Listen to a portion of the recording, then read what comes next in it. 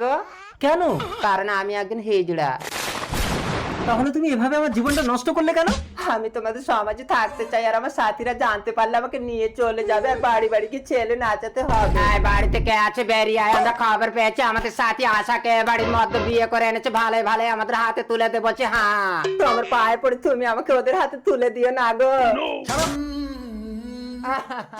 আমার লাল বাটা বিলে বুকাছে ধরেছে। এই মধ্যে এই শুবি আয়। এই ভালো সরে তুই চুপ করে, এই মধ্যে আমাদের সাথী আশাকে বের করে দে। হ্যাঁ